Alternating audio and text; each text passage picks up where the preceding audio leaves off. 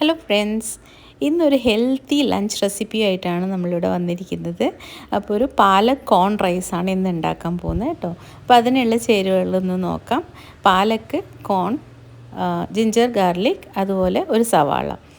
ഇതിനു വേണ്ടി ബാസ്മതി റൈസ് ഒരു 3/4 ഗ്ലാസ് ഞാൻ കഴുകിയിട്ട് കുതിർത്ത് വെച്ചിട്ടുണ്ട്.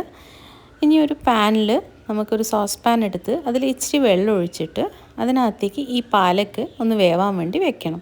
ഇങ്ങനെ ചെയ്താൽ പാലക്കിൻ്റെ കളർ നമുക്ക് റീറ്റെയിൻ ചെയ്യാൻ പറ്റും. അല്ലാതെ ചെയ്താൽ അതൊരു ബ്ലാക്ക് കളറായിട്ട് വരും. അപ്പോൾ ഇങ്ങനെ ആകുമ്പോൾ നല്ല പച്ച കളറിൽ തന്നെ നമുക്ക് ആ റൈസ് കിട്ടും. പാലക്ക് വെന്ത് കഴിഞ്ഞാൽ നമുക്കിത് തണുക്കാൻ വേണ്ടി മാറ്റി വയ്ക്കാം. ഈ സമയത്ത് നമുക്ക് ഒരു കുക്കർ വെച്ചിട്ട് നമുക്ക് ഈ ബാസ്മതി റൈസ് ഒന്ന് വേവിച്ചെടുക്കാം. അപ്പോൾ അതിനകത്തേക്ക് ഞാൻ ഈ ബാസ്മതി റൈസ് കുതിർത്ത് വെച്ചത് ട്രാൻസ്ഫർ ചെയ്യുന്നുണ്ട്. അത് കഴിഞ്ഞിട്ട് നമ്മളിപ്പോൾ 3/4 ഗ്ലാസ് ബാസ്മതി അരി എടുക്കുമ്പോൾ ഞാൻ 1/4 ഗ്ലാസ് വെള്ളം മാത്രമേ ഇതിൽ ഒഴിക്കുന്നുള്ളൂ. ഓക്കെ, ആ ഒരു അളവിലാണ് ഞാൻ ഒഴിക്കുന്നത്. അത് കഴിഞ്ഞിട്ട് ഇതിനകത്തേക്ക് ഇച്ചിരി ഉപ്പിട്ട് കൊടുക്കുക. കുറച്ച് സൺഫ്ലവർ ഓയിൽ ഞാൻ ആഡ് ചെയ്യുന്നുണ്ട്, തമ്മിൽ അരി ഒട്ടാണ്ടിരിക്കാനാണ്. അതുപോലെ ഗ്രാമ്പൂ, അതുപോലെ ഒരു ചെറിയ ഏലക്കായി, ഇതൊക്കെ ഇട്ടിട്ട് നമുക്ക് ഒരു 2 വിസിൽ വരെ ഈ ചോറൊന്ന് കുക്ക് ചെയ്തെടുക്കാം. അപ്പോൾ 2 വിസിലായി കഴിയുമ്പോൾ നമുക്കിതും അടുപ്പിൽ നിന്ന് മാറ്റാം. ഇനി നമ്മുടെ പാലക്ക് ഇവിടെ തണുത്തിട്ടുണ്ട്. ഇത് നമുക്കൊരു ബ്ലെൻഡറിലേക്ക് മാറ്റാം. ഇതിൻ്റെ കൂടെ ജിഞ്ചർ ഗാർലിക്കും അതുപോലെ തന്നെ പച്ചമുളകും ഇട്ട് നമുക്ക് നന്നായി അരച്ചെടുക്കാം. കണ്ടോ, നല്ല പച്ച കളറിൽ നമുക്ക് കിട്ടും.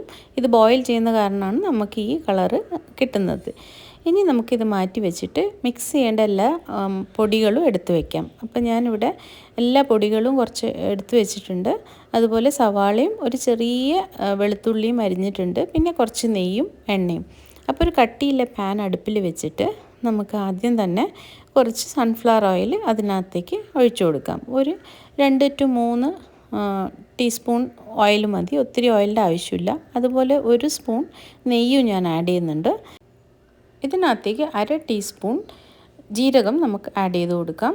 അപ്പോൾ ജീരകം നന്നായിട്ട് പൊട്ടാൻ തുടങ്ങുമ്പോഴേക്കും നമുക്ക് ബാക്കിയുള്ള ചേരുവകൾ അതിലേക്ക് ആഡ് ചെയ്യാം. അപ്പോൾ നമുക്കിതുപോലെ ചെറുതായിട്ടൊന്ന് മിക്സ് ചെയ്ത് കൊടുക്കാം. ഇതിലേക്ക് ഞാൻ ചെറിയ 2 വെളുത്തുള്ളിയും അതുപോലെ സവാള കൊത്തി അരിഞ്ഞതും ആഡ് ചെയ്യുന്നുണ്ട്. അത് നമുക്ക് നന്നായി ഒന്ന് മൂപ്പിച്ചെടുക്കണം.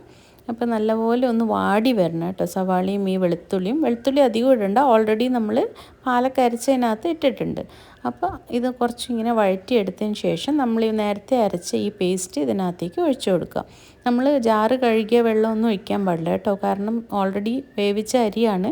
ഇത് ഓൾറെഡി ഒരു ലിക്വിഡ് ഫോമിലാണ് ഉള്ളത്. അപ്പോൾ ഇതിൽ കൂടുതൽ വെള്ളമായാൽ പിന്നെ അത് ചെളി പോലെ ആവും. അപ്പം നമ്മൾ ഇതിനകത്തേക്ക് പൊടികൾ ആഡ് ചെയ്യാണ്. ഒരു 1/4 ടീസ്പൂൺ മഞ്ഞൾപ്പൊടി, ഒരു 1/2 ടീസ്പൂൺ കശ്മീരി ചില്ലി പൗഡറും, അതുപോലെ ഒരു 1/2 ടീസ്പൂൺ ഗരം മസാലയും അത് ആഡ് ചെയ്തിട്ടില്ല. പിന്നെ നന്നായിട്ട് ഇതുപോലെ ഇളക്കി ഒന്ന് ഇതാക്കി കുറച്ച് കട്ടി രൂപത്തിലാക്കി എടുക്കണം. ഈ ഒരു കൺസിസ്റ്റൻസിയിൽ വരണം. ഇതിലേക്ക് ഞാൻ ശകല ഉപ്പും കൂടി ആഡ് ചെയ്തിട്ടുണ്ട്.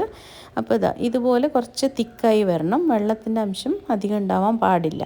അപ്പോൾ ഇങ്ങനെ ഒരു പരുവത്തിലാവുമ്പോൾ നമുക്ക് നമ്മൾ വേവിച്ച് വെച്ച ചോറ് ഇതിലേക്ക് ആഡ് ചെയ്യാം. അപ്പോൾ ഞാൻ ചൂട് ചോറ് ബൗളിൽ എടുത്ത് വെച്ചുകൊണ്ടാണ് ആ ഒരു ഷേപ്പിൽ വരുന്നത്, അല്ലാതെ കട്ടയായതല്ല കേട്ടോ, സ്റ്റിക്കി ആയതല്ല.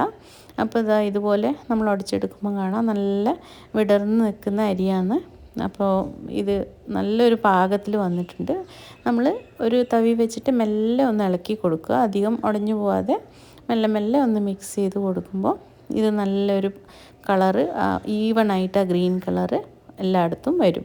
അപ്പോൾ ഇതുപോലെ നമ്മളൊന്ന് ഇത് കുക്ക് ചെയ്തെടുക്കണം. കുറച്ച് സമയം മതി, ഒന്ന് മിക്സാക്കി എടുക്കണം. ആ പാലക്കും റൈസും ഒന്ന് നല്ലതായിട്ട് മിക്സായി വരണം. ഈ സമയത്ത് ഞാൻ സ്വീറ്റ് കോൺ ഉപ്പും കുരുമുളകും ഇട്ട് വേവിച്ച് വെച്ചിട്ടുണ്ട്, സ്റ്റീം ചെയ്ത് വെച്ചാണ്. അത് ഞാൻ ഇതിൻ്റെ മുകളിൽ ആഡ് ചെയ്യുന്നുണ്ട്. ഇത് ഓപ്ഷണലാണ്, പക്ഷേ ഇതും കൂടി ഉണ്ടെങ്കിൽ നല്ല ടേസ്റ്റാണ്. നിങ്ങൾക്കിത് ചേർക്കണ്ടെങ്കിൽ വെറുതെ നേരത്തെ ചെയ്ത പോലെ ആക്കിയെടുത്താലും മതി. അപ്പോൾ ഇങ്ങനെ നമ്മളൊന്ന് ആക്കി നോക്കി. ഇത് കുട്ടികൾക്കൊക്കെ ലഞ്ചിന് കൊണ്ടുപോകാനും ഗസ്റ്റൊക്കെ വരുമ്പോൾ ഒരു സ്പെഷ്യൽ ടൈപ്പ് റൈസാണ്. കാണാനും നല്ല ഭംഗിയാണ്, അതുപോലെ ഒത്തിരി ഹെൽത്തിയാണ്. പാലക്കാണെന്ന് കുട്ടികളൊന്നും മനസ്സിലാക്കിയില്ല.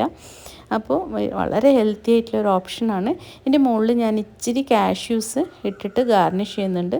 കാഷ്യൂ വറുത്തിട്ടും ഇടാം, അപ്പം കുറച്ച് ഹെൽത്തി വേർഷൻ ആയിക്കോട്ടെ വെച്ച് ഞാൻ ഇതുപോലെ വെറുതെ കാഷ്യൂസ് വെച്ച് കൊടുക്കാമെന്ന്. നിങ്ങൾക്ക് ഇതിൻ്റെ മുകളിൽ ഗാർണിഷിങ്ങിന് എന്ത് വേണമെങ്കിലും ഉപയോഗിക്കാം. അപ്പോൾ എല്ലാവരും ഒന്ന് ട്രൈ ചെയ്ത് നോക്കിയിട്ട് ഇഷ്ടപ്പെടുകയാണെങ്കിൽ കമൻറ്റ് ചെയ്ത് അറിയിക്കാൻ മറക്കല്ലേ.